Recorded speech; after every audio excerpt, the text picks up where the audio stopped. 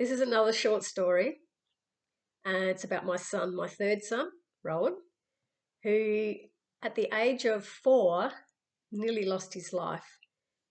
And the way that this unfolded really even took me by surprise. So he was the type of child that collected everything. He collected spark plugs and ear tags out of the cows and little bits of string and wire, and he had a drawer at home that was just chock-a-block full of his little collection items. And so this particular day, his older two brothers were at school, and he was at kindy age, but they didn't go to kindy every single day. They just went. I think they had Wednesdays off, and they went like Monday morning and Tuesday morning, etc. So he was at home with me. He was 4 years of age, and he was playing in his bedroom. Now, in his bedroom, he had, because he loved to collect things, he had collected one of those old tin signs. Like the old Caltex tin signs or the garage signs that you see. He had one of those, and he had it sitting on.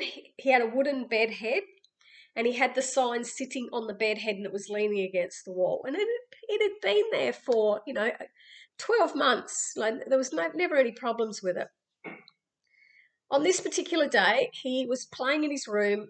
I had gone out to hang the washing on the line, and the next minute he's come. I was outside for a good 15 minutes or so, and then he came racing out, screaming that the wall was on fire. And I ran inside because I thought he doesn't play with matches. He's not that type of kid to play with matches. I'm thinking, why is the wall on fire?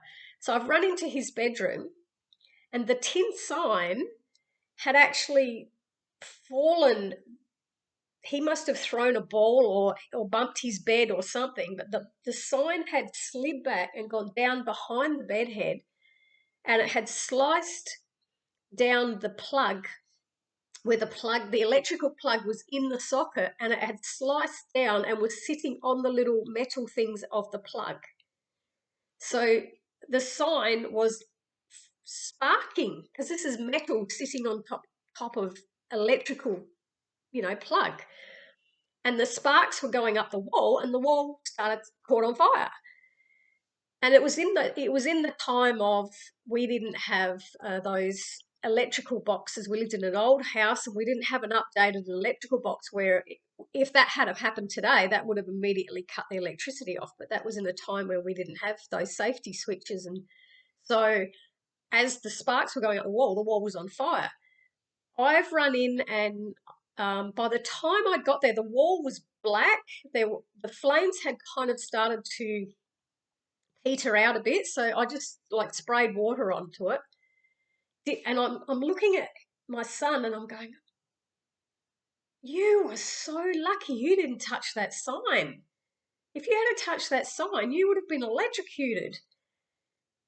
And I was just standing there in absolute shock. I ended up ringing my dad and saying, "Can you quickly come round and just check that, there's not an internal fire behind the wall, and check that my electricity's okay?" And anyway, Dad came round, and I was just saying, how lucky is Rowan to, if he had I was outside, if the sign fell and it was touching those electrical points and he went over and touched the sign, he would be dead. It would have electrocuted him. And I was just thinking how lucky we are that he is still here with us.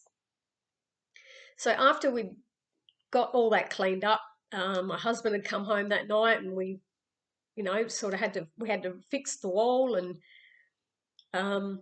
it was a couple of days later, and Rowan was at kindy, and it was leading up until Easter or Christmas, probably Christmas time maybe. And the kindy teacher had given him a page to take home and colour in, just to do, whatever they've been talking about at school, at kindy, that was take it home and colour it in your own time.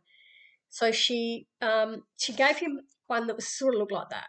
It was like a Christmas Jesus type colouring in page. So Rowan was sitting at the table colouring it in, and I said to him, "Now you got to remember, not a religious family. We had never taken the kids to church. We hadn't discussed God and Jesus, and we just hadn't discussed that sort of thing in our family.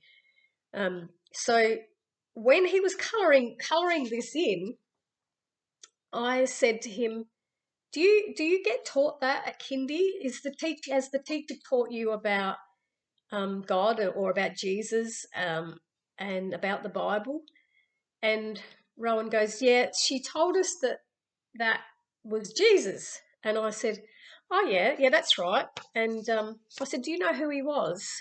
And he goes, "I've met him before." And it stopped me in my tracks. I said, "You've met Jesus before?" Now this is a little 4-year-old that's never been taught anything religious at all. And I said, "When did you meet Jesus?" He said, "The day that the sign fell down in my bedroom. Jesus was in my room and he told me not to touch the sign." That just blew me away. I'm like, no, what? Here I was thinking that he was just lucky that he didn't touch that sign and get electrocuted. But Jesus was in his room and told him not to touch that sign and saved his life. And being an innocent little 4-year-old, there was no fear. He just listened and didn't touch the sign. And we still have Rowan with us today, and he's now 34.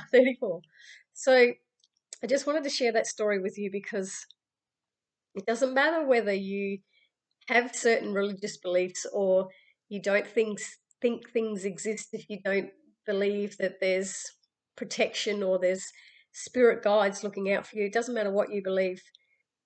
Uh, that day, Jesus saved my son's life, and he still remembers it. He still remembers the wall catching on fire, and what an experience. So that was another story I just really wanted to share with you. And have a lovely day.